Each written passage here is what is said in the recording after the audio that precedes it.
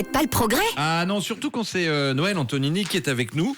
Et je me demande bien ce que les pigeons ont fait de nous. Peut-être des vaches à lait, je sais pas, parce que c'est le titre. Non, mais c'est parce que le mois dernier, un pigeon a Oui. pris le train de Lausanne à Pas-les-Yeux, sous le regard amusé de tous les voyageurs présents.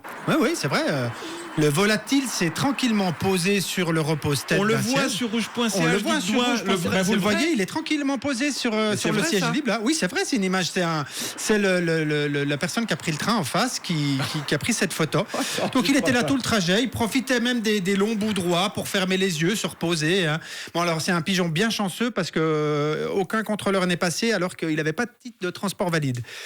Contrairement à cette vache qui a pris le train fin février dans le canton de Saint-Gall, mais qui avait pris soin de prendre un titre de transport. Donc là aussi, on peut la voir sur rouge.ch. Ah, mais c'est vrai. Oui. N'oublie pas que c'est vrai. Non, c'est vrai, oui. Alors, c'est une vache, hein, oui. Alors, elle n'était pas entrée dans le train de son plein gré, non. Elle était accompagnée d'un groupe de jeunes hommes qui revenaient vraisemblablement d'une foire agricole près de Saint-Fidène.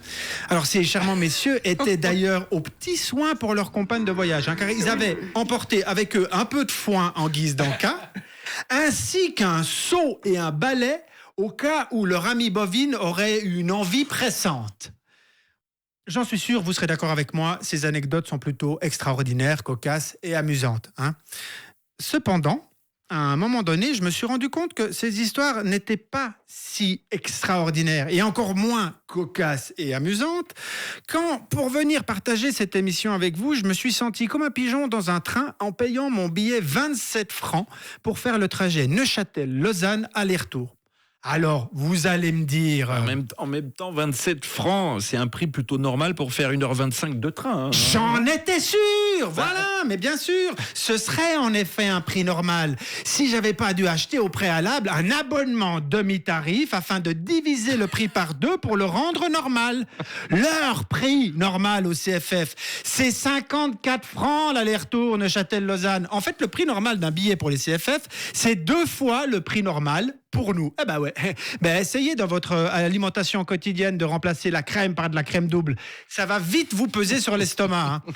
Bon, visiblement, les Suisses ne digèrent pas si mal ces prix orbitants, vu que chaque année, on est quand même plusieurs millions de pigeons à se faire plumer sans broncher dans les transports publics. Bon, en même temps, si on accepte de se laisser prendre pour des vaches à lait, faut pas s'étonner non plus que les CFF laissent en plus nos trains ressembler à des bétaillères à certaines heures de pointe. À une époque où l'on cherche des solutions plus vertes, où les initiatives essayant de favoriser la gratuité de l'accès au transport public se multiplient, où l'inflation galopante vide les porte-monnaies des usagers, cela m'attriste, mais je comprends les vaches qui préfèrent regarder passer les trains plutôt que d'y aller s'y faire traire par des contrôleurs sans bottes de cul. Personnellement, et ces propos n'engagent que moi, je me permets juste cet avertissement au CFF. Je ne veux pas en faire tout un fromage, mais oui. Continuez à me prendre pour une vache à lait, cependant, faudra en assumer les conséquences. Car moi, quand je voyage dans vos trains, je n'ai ni seau ni balai et votre politique de prix commence gentiment à me faire de plus en plus chier.